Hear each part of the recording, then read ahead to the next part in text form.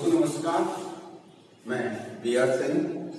दोस्तों कृषि रसायन विज्ञान यानी कृषि एग्रीकल्चर केमिस्ट्री जो सीनियर क्लास की है उसमें हमने एक चैप्टर चालू करा था मृदा कोलाइड।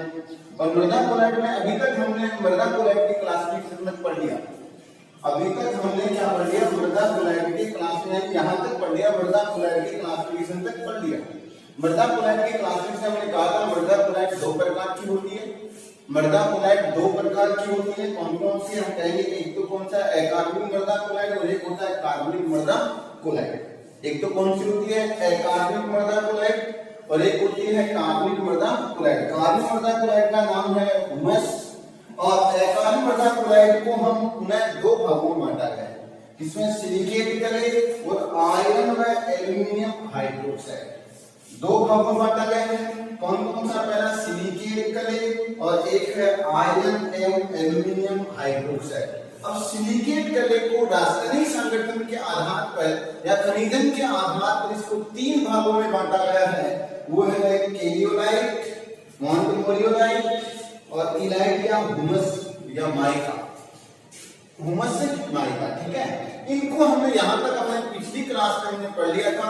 आज हम इस क्लास में हम पढ़ेंगे कि जो अकार्बनिक कोलाइड्स हैं वो क्या होते हैं। पहले अकार्बनिक कोलाइड्स के बारे में विस्तार से जानेंगे, अकार्बनिक कोलाइड के बारे में जानेंगे, उसके बाद सिलिकेट क्ले के बारे में, उसके बाद में आयरन एल्यूमिनियम हाइड्रोक्साइड के बारे में और केलियोलाइट और मोंटमोरियोलाइट और इलाइट के बारे में जानने का प्रयास करेंगे। और लास्ट में हम कार्बन मृदा कोलाइड जानेंगे और फिर दोनों के बीच में डिफरेंस जानने का प्रयास करेंगे। तो ठीक है, आज का वीडियो हम चालू करते हैं।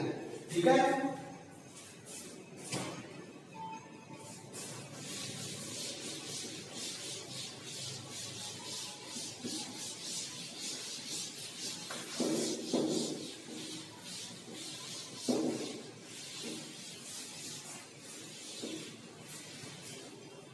देखो आज की वीडियो में हम सबसे पहले पढ़ेंगे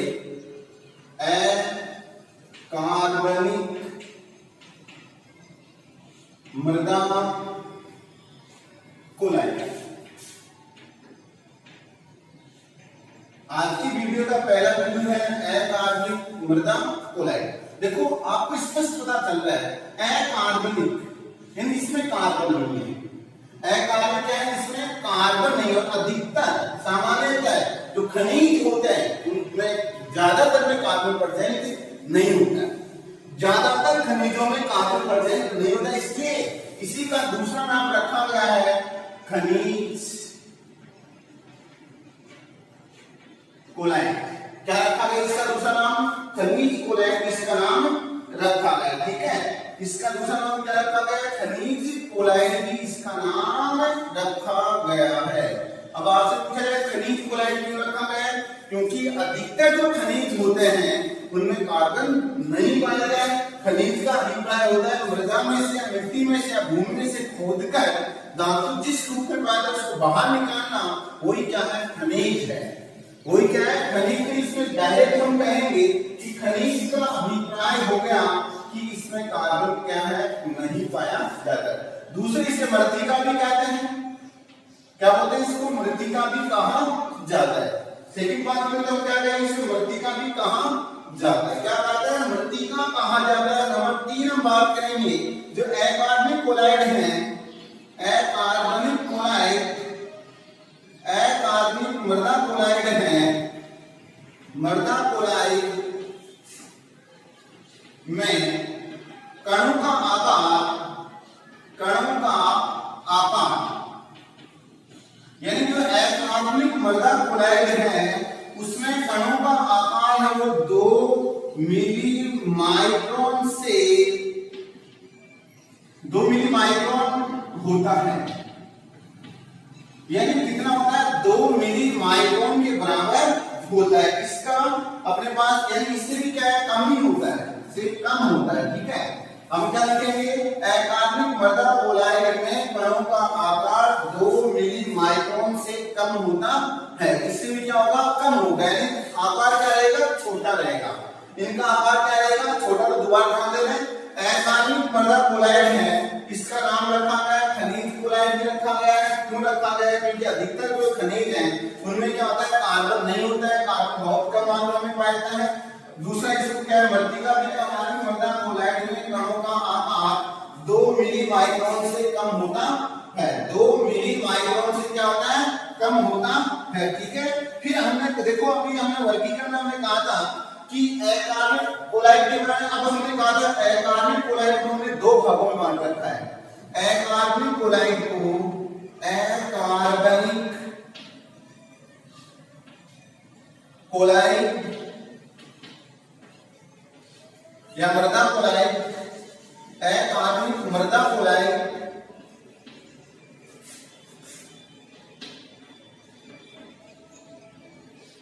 को 2 भागों में बांटा गया है।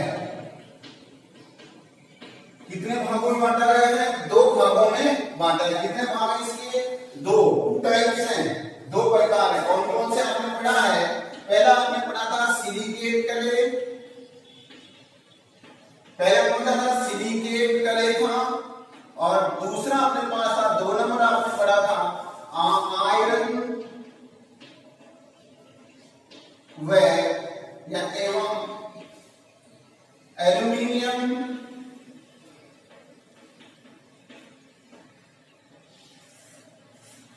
के हाइड्रोक्साइड।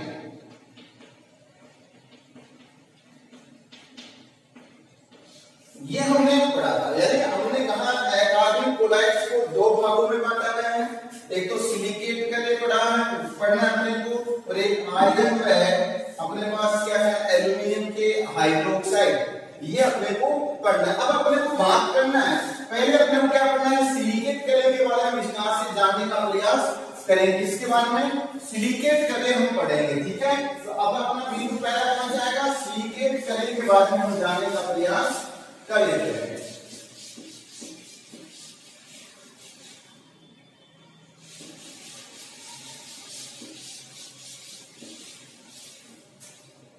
अपना बिंदु है, पहला भाग हम पढ़ेंगे वो है सिलिकेट कले।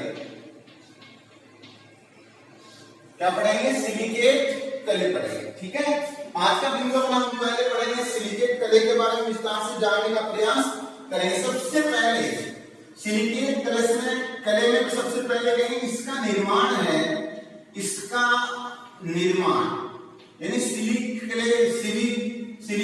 कले है, उसका निर्माण है मुख्य रूप से समशीतोष्ण प्रदेशों में होता है।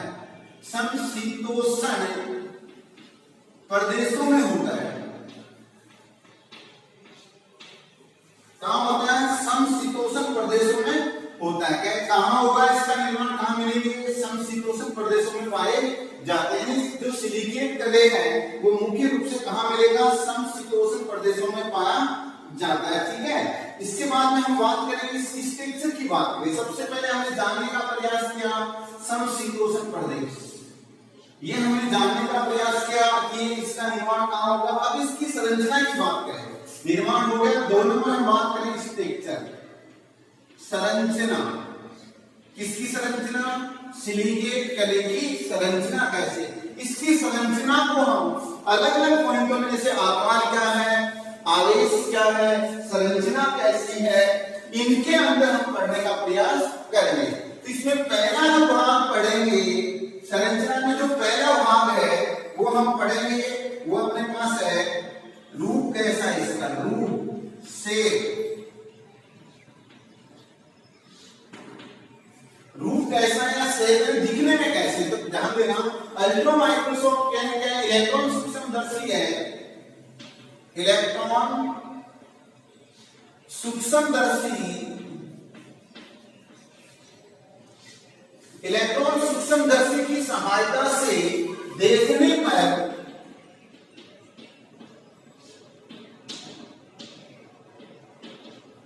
इसकी सहायता से, इलेक्ट्रॉन सूक्ष्मदर्शी की सहायता से सामान्य सूक्ष्मदर्शी दिखाई नहीं देंगे। जो इसके कण है, इनकी जो शेप है वो सामान्य सूक्ष्मदर्शी से दिखाई नहीं देते, लेकिन इलेक्ट्रॉन सूक्ष्मदर्शी की क्या होती है, आवरण क्षमता क्या होती है, ज्यादा होती है। तो इसमें क्या करेंगे, इसकी सहायता से देखने पर जो अपने पास इनका जो शेप है इनका जो आकार है वो कैसा होता है, इनकी कणों का आकार क्या होता है, प्लेट्स के समान होते हैं। प्लेट्स आकार कैसा होता है, कणों का आकार कैसा होता है, प्लेट्स के समान होता है।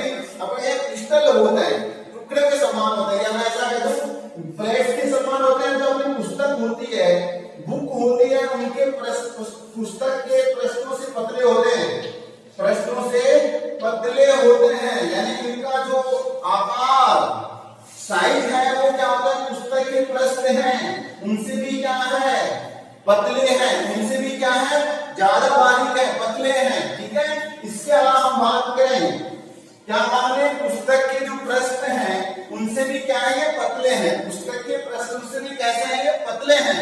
ठीक है, इसके बाद हमारा नाम कहें कि जो अपने पास इनका आकार है, आकार की बात करें तो इनका आकार क्या होता है, षटकोणीय। कैसा होता है, षटकोणीय। षटकोणीय षटकोणीय होता है, या मैं ऐसा कहता हूं अनियमित होता है, अनियमित होता है, छड़नुमा होता है, छड़नुमा होता है। तो हम ऐसा कह रहे हैं कि जो हमने कहा सिलिकेट कले है, इसका निर्माण समशीतोष्ण प्रदेशों में होता है। फिर हमने कहा स्ट्रक्चर की बात करें तो स्ट्रक्चर में हमने कहा कि सेट में हमने कहा इलेक्ट्रॉन सूक्ष्मदर्शी की सहायता से देखने पर इनके कण हैं वो प्लेट्स के समान नजर आते हैं। इनके कण कैसे नजर आते हैं, प्लेट्स के समान नजर आते हैं। ठीक है, इसके अलावा हमने कहा जो इनका आकार है, उनकी साइज है, वो पुस्तक के पृष्ठों से भी पतले हैं। पुस्तक के पृष्ठों से भी कैसे हैं, पतले हैं, प्लेट्स के समान। और पुस्तक के पृष्ठों से भी क्या है, बुक होती है, उसका जो एक पेज होता है उससे भी क्या होते हैं, पतले होते हैं। और हमने कहा इनका जो संरचना है वो कैसे होगी, षटकोणीय होगी। कैसी होगी, षटकोणीय प्रकार की होगी, अनियमित प्रकार की होगी, छड़नुमा होगी। षटकोणीय अनियमित प्रकार की और कैसे होगी, छड़नुमा होगी। ठीक है, इसके बाद इसका बी लगाकर लिखते हैं हम सतही क्षेत्रफल। सतही क्षेत्रफल बी लगाकर हम क्या करते हैं, सतही क्षेत्रफल जानने का प्रयास करते हैं। इसका प्रयास करते हैं सतही क्षेत्रफल। अब देखो सतही क्षेत्रफल का अभिप्राय क्या, अभी हमने क्या कहा कि ये बारीक होते हैं, आकार क्या है इनका, बारीक। आकार कैसा है, आकार बारीक होते हैं। बारीक होने का इसका बाहरी पृष्ठीय क्षेत्रफल क्या होता है, बहुत ज्यादा होता है। आकार क्या होता है, बारीक होता है। लगता है क्या होगा, पृष्ठीय क्षेत्रफल, पृष्ठीय क्षेत्रफल ज्यादा होता है या अधिक होता है। पृष्ठीय क्षेत्रफल क्या होता है, ज्यादा होता है, या फिर हम कहेंगे अधिक होता है। पृष्ठीय क्षेत्रफल ज्यादा होता है या हम कहेंगे अधिक होता है। ठीक है, कैसा होता है, ज्यादा या फिर हम कहेंगे अधिक होता है। ठीक है, इसी प्रकार से 3 नंबर बात करें तो विद्युत आवेश। तीसरा प्रश्न क्या है, विद्युत आवेश की बात करेंगे। किसकी बात करें, विद्युत आवेश की बात करें। कहने का अभिप्राय है सिलिकेट कले हैं, उनके कणों पर कौन सा आवेश पाया जाता है, किस प्रकार का आवेश है, धनात्मक होता है, ऋणात्मक होता है, या उदासीन प्रकृति का होता है, किस प्रकार का आवेश पाया जाता है, इसके बारे में हम जानने का प्रयास करेंगे। ठीक है, तो हम तीसरा बिंदु हमने क्या कहा, विद्युत आवेश। तो ध्यान रहे कैसा होता है, इन पर कैसा आवेश पाया जाएगा, ऋण आवेश पाया जाता है। कैसा आवेश पाया जाता है, ऋण आवेश। याद रखना है क्या, सिलिकेट कले पर, सिलिकेट कले के कणों पर किस प्रकार का आवेश पाया जाता है, तो आप उत्तर दोगे सिलिकेट कले। जो सिलिकेट कले है उसके कणों पर ऋणात्मक आवेश पाया जाता है। किस प्रकार का, ऋणात्मक प्रकार का आवेश पाया जाता है। ठीक है, इसके बाद हम कहते हैं अधिशोषित, अधिशोषित आयन। कौन सा आयन, अधिशोषित आयन की बात करते हैं। अधिशोषित आयन कौन से हैं,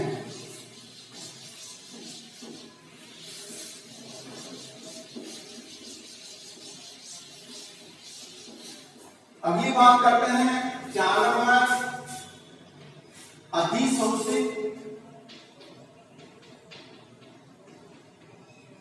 अधिशोषित आयन।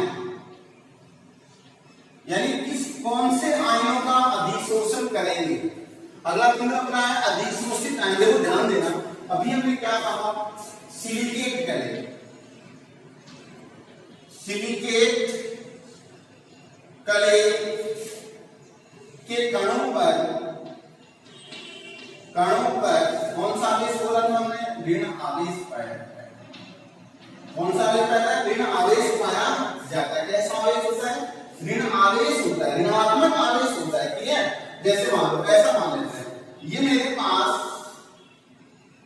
एक सिलिकेट कले का कण है। ये कैसा है, कण है, किसका है, सिलिकेट कले का। ठीक है, इस पर कौन सा आवेश है, अभी हमने कहा ऋणात्मक आवेश। ये कैसा है, ऋणात्मक आवेश, ऋणावेशित है। ठीक है, अब हमने कहा अधिशोषित, आपने बताया विपरीत आयनों के मध्य आकर्षण लगता है। कौन से विपरीत आयनों के मध्य कौन सा लगता है, आकर्षण बल लगता है। इसलिए हम क्या कहेंगे कि इस ऋणात्मक आवेश के चारों ओर आवेश जो आकर्षित होंगे, जो आवेश में दूसरे जो पोलैरिटी कण आकर्षित होंगे, या कहूं कि मिट्टी के कण आकर्षित होंगे, उन पर जो आवेश होगा वो कैसा होगा, ध्यान देना। जैसे ये है, अभी इन पर कौन सा आवेश होगा, धनात्मक होगा। सभी पर कैसा आवेश होगा, धनात्मक होगा। जैसे हमने कहा ये धनात्मक है, सभी पर धनात्मक आवेश होगा। तो कहने का मतलब ऋणात्मक और धनात्मक के मध्य आकर्षण बल लगा। तो अब देखो, जो सिलिकेट कले है उसके कण के चारों ओर कैसी परत बन गई, धनात्मक परत का निर्माण हो जाता है, धनात्मक लेयर बन जाते हैं चारों तरफ। तो अधिशोषित आयन कौन सा हो गया, धनात्मक हो गया। धनात्मक आयन कैसा है, अभी लेते हैं सिलिकेट कले पर अधिशोषित आयन कौन सा होता है, तो उस जगह अपने को देखा है धनात्मक। और सिलिकेट कले के कणों पर कौन सा आवेश होता है, सब हम बोलेंगे ऋणात्मक बोला जाएगा। ठीक है, अब देखो ध्यान देना, अब जो ये धनात्मक परत बनी है वो कैसी है, अस्थायी है। कैसी है, ये अस्थायी परत बनी है। स्थायी नहीं बनी है, कैसी बनी है, अस्थायी परत बनी है। कैसी बनी है, अस्थायी। अभी क्या होगा, जो अस्थायी है इसका स्टेबल नहीं है, दूसरे धनात्मक द्वारा इसको विस्थापित कर दिया जाएगा। तो हम क्या कहेंगे, अगर मान लो अब इस पर दूसरे धनात्मक आते हैं, दूसरे धनात्मक यहाँ अटैक करवाते हैं, तो ये धनात्मक क्या हो जाएंगे, विस्थापित हो जाएंगे। क्या हो जाएंगे, विस्थापित हो जाएंगे। तो कहने का अभिप्राय ये हो गया कि जो अपने पास अस्थायी धनात्मक परत बनी है, इसके चारों ओर सिलिकेट कले के कणों के चारों ओर अस्थायी धनात्मक परत बनी है, उसका विस्थापन दूसरे धनात्मक द्वारा किया जा सकता है। उसका विस्थापन किसके द्वारा, दूसरे धनात्मक द्वारा किया जा सकता है। और इसी घटना को हम क्या बोलते हैं, धनायन विनिमय कहा जाता है। धनायन विनिमय कहा जाता है। देखो धनायन विनिमय का अर्थ हो गया, धनायन विनिमय कहा जाता है। यहां धनायन विनिमय का अर्थ है धनायन का विनिमय किया जाएगा, किसके द्वारा, दूसरे धनायन द्वारा। दूसरा जो धनायन है वो आया और इस धनायन को यहां से क्या हो गया, विस्थापित कर दिया। इस घटना को हमने क्या कहा, धनायन विनिमय कहा जाता है। ठीक है, इस प्रकार से हम सिलिकेट कले है उसकी संरचना के बारे में जान सकते हैं। अब देखो सिलिकेट कले है उसको रासायनिक संगठन के आधार पर या सिलिकेट कले के खनिजन के आधार पर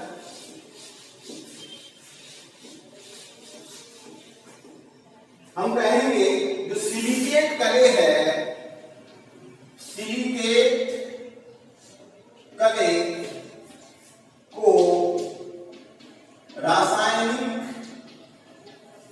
संगठन के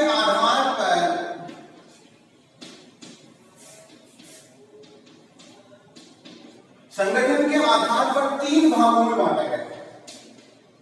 तीन भागों में बांटा गया है। कितने भागों में,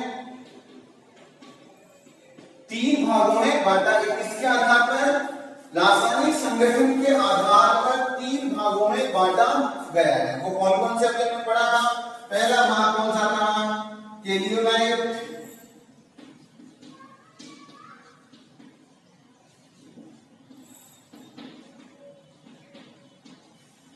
पहला भाग कौन सा था, केलियोलाइट था। दूसरा भाग कौन सा था, मोंटमोरियलाइट।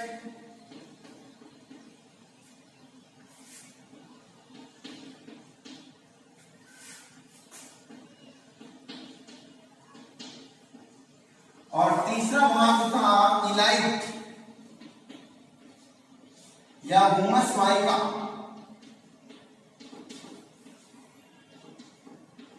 ये 3 भागों में बांटा गया है। ठीक है, हमने क्या कहा, सिलिकेट कले को रासायनिक संगठन के आधार पर 3 भागों में बांटा गया है। कितने भागों में बांटा गया है? 3 भागों में बांटा गया। किसको? सिलिकेट कले को रासायनिक संगठन के आधार पर 3 भागों में बांटा गया। कौन कौन से? केलियोलाइट, पहला कौन सा है? केलियोलाइट, दूसरा मोन्टमोरियोलाइट, दूसरा कौन सा है? मोन्टमोरियोलाइट है, और तीसरा कौन सा है? इलाइट या हुमस माइका। तीसरा कौन सा है? इलाइट या हुमस माइका है। तीसरा कौन सा है? इलाइट या हुमस माइका। अब देखो आपने क्या करना है, एक एक के बारे में विस्तार से अध्ययन करना है, एक एक की संरचना के बारे में जानना है, एक एक के गुणों के बारे में जानना है, एक एक के बारे में स्ट्रक्चर कैसे बनानी है, इसकी रासायनिक सूत्र क्या है, उनके बारे में जानने का प्रयास करना है। ये सब हम यानी केलियोलाइट, मोन्टमोरियोलाइट, इलाइट या हुमस माइका, इन तीनों की स्ट्रक्चर, इन तीनों के गुण, इन तीनों के जो अपने पास के जो कणों का आकार है, उन सब के बारे में हम जानेंगे नेक्स्ट वीडियो में या नेक्स्ट क्लास में। ठीक है दोस्तों, तब तक आपको थैंक यू।